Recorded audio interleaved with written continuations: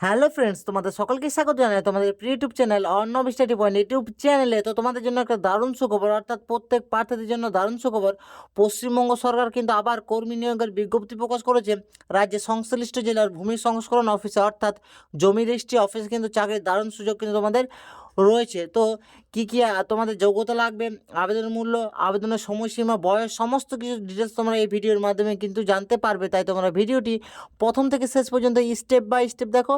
ফুল information তোমরা কিন্তু এই ভিডিওর মাধ্যমে কিন্তু জানতে পারবে। তাই দেরি না করে শুরু করছি আজকের গুরুত্বপূর্ণ টপিক। এবং তোমাদের বলে দিই যে এই ইউটিউব চ্যানেলে কিন্তু তোমাদের প্রত্যেক দিন নিত্য নতুন ভ্যাকেন্সি নিয়ে কিন্তু তোমাদের আলোচনা করা হয়। তাই এই চ্যানেল যদি নতুন হয়ে থাকো, চ্যানেলটাকে সাবস্ক্রাইব করে পাশের যে বেল আইকন, সেই বেল আইকন প্রেস করে দেবে এবং অবশ্যই কিন্তু বন্ধুদের সঙ্গে শেয়ার করবে।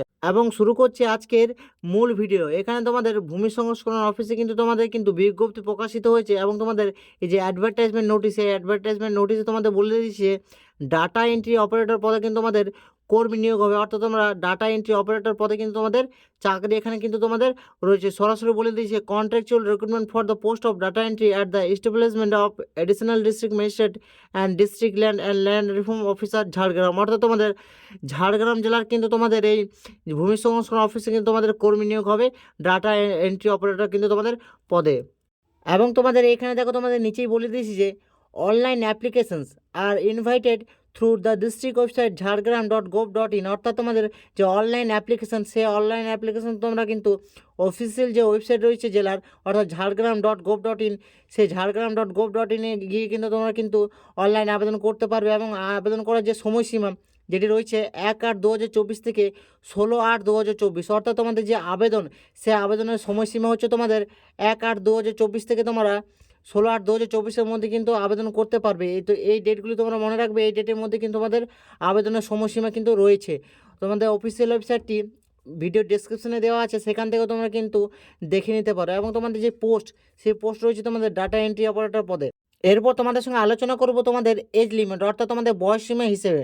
এখান থেকে তোমাদের বয়স বলে দিচ্ছে সর্বনিম্ন তোমাদের 21 বছর হতে হবে এবং সর্বোচ্চ তোমরা কিন্তু 45 বছরের মধ্যে হতে হবে, যেটি তোমাদের 1/8/2024-এর মধ্যে কিন্তু কাউন্ট হবে। অর্থাৎ তোমাদের কিন্তু 21 থেকে 45 বছরের মধ্যে হতে হবে। এবং তোমাদের যে বেতন, সেই বেতনক্রম হচ্ছে তোমাদের কিন্তু 11,000 টাকা প্রত্যেক মাসে কিন্তু তোমাদের দেওয়া হবে। এটা কিন্তু তোমাদের 11,000 টাকা প্রত্যেক মাসে কিন্তু দেওয়া হবে। তাই বলবো যে যোগ্য ক্যান্ডিডেটরা কিন্তু অবশ্যই কিন্তু তোমরা অ্যাপ্লাই করে দেবে। এবং তোমাদের এখানে রয়েছে এডুকেশন কোয়ালিফিকেশন, অর্থাৎ তোমাদের যে কোয়ালিফিকেশন লাগবে এখানে বলে দিয়েছে গ্র্যাজুয়েশন থাকতে হবে, সাথে তোমাদের কিন্তু কম্পিউটার অ্যাপ্লিকেশনের যে সার্টিফিকেট, সেই সার্টিফিকেট থাকলে তোমরা কিন্তু অনায়াসে আবেদন করতে পারবে।